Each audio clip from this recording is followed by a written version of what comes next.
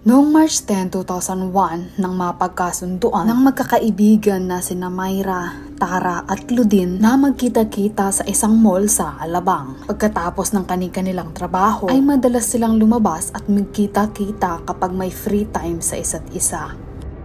Nang gabing iyon, bandang alas 8 ng gabi, nang sunduin ni Claudine gamit ang kanyang sasakyan, ang kanyang kaibigan na si Myra sa tahanan nito at sabay silang nagtungo sa isang mall sa Alabang. Manunood daw sana sila ng sine, subalit nagbago raw ang kanilang plano. Napagdesisyonan na lamang daw nila na magtungo sa isang coffee shop para doon magkwentuhan. Bandang alas 10 ng gabi ay sumunod ang isa pa nilang kaibigan na si Tara. Ngunit pagkalipas ng 30 minuto ay agad rin daw itong nagpaalam. Ilang sandali pa ay napagpasyahan ng magkaibigang si Claudine at ni Myra na umuwi na rin. Ayon kay Myra, ay inihatid pa raw siya ni Claudine sa kanilang tahanan. Ngunit lingid sa kanyang kaalaman, isang peligro na pala ang nagbabadyang maganap sa kaibigan. Nung mga oras na iyon ay nag-aalala na rin ang mga magulang ni Claudine na sina Mr. and Mrs. Feliciano dahil sa hindi pa ito umuwi simula nang umalis ito sa kanilang tahanan. Makailang beses na raw nilang tawagan ang cellphone nito ngunit hindi raw nila ito makontak hanggang sa nagdesisyon na ang mag-asawang Feliciano na i-report sa mga pulis ang pagkawala ng kanilang anak. Kinabukasan, March 11, 2001, isang bangkay ng hubot-hubad na bangkay ng isang babae ang natagpuan sa isang creek o ilalim ng tulay sa San Antonio Valley sa Parañaque. Ayon kay SPO4 Glenn Tingson na unang rumesponde at unang nakakita sa bangkay, ay nakataob di umano ito at nakalilis ang mga damit, nakagapos rin ang mga kamay nang ito ay kanilang madatnan. Ayon kay SPO4 Glenn Tingson, nang matanggap nila ang pagkawala ni Claudine, ay hinikayat niya ang mag-asawang Feliciano na silipin sa morgue ang bangkay na kanilang natagpuan.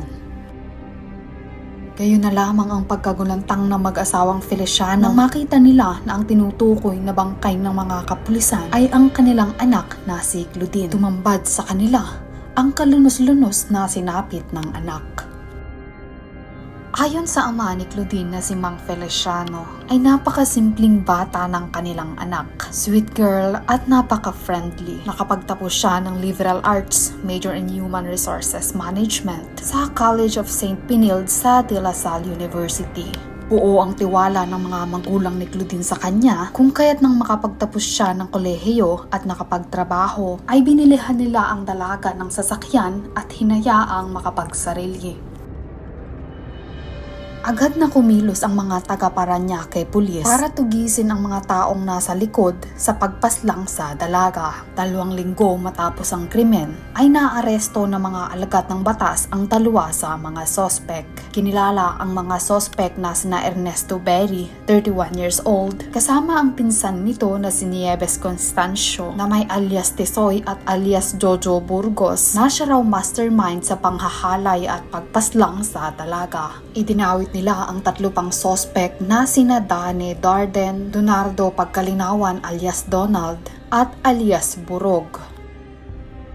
Ayon sa sinumpaang salaysay ni Ernesto Berry, isa sa mga sospek, ay estili raw ng kanilang grupo na mangharang ng mga babae sa kalsada upang nakawan. Katunayan, isang araw bago matapos ang pagpatay nila kay Claudine, ay muli di umano silang bumalik sa kalsada upang kumilos at maghanap ng panibagong biktima. Doon ay hindi sila pinahintulutan ng pagkakataon. Noong March 12, 2001, 2 araw matapos matagpuan ang katawan ni Claudine sa isang creek, habang nag-aabang si Janet Bales ng jeep na masasakyan pauwi sa kanilang tahanan, nang bigla raw tumigil sa kanyang harapan ang itim na kotse. Doon ay bumaba ang isang lalaki at pilit raw siyang hinahatak papasok sa sasakyan. Ilang tao ang nakakita sa pangyayari kung kaya't agad na tumakas ang mga sospek at naagaw nila ang itim na bag ni Janet. Agad na tumungo si Janet sa police station upang report sa mga pulis ang insidente. Dito niya inilarawan ang itsura ng lalaking nagnakaw ng kanyang bag at nagtangkang siya ay dukutin.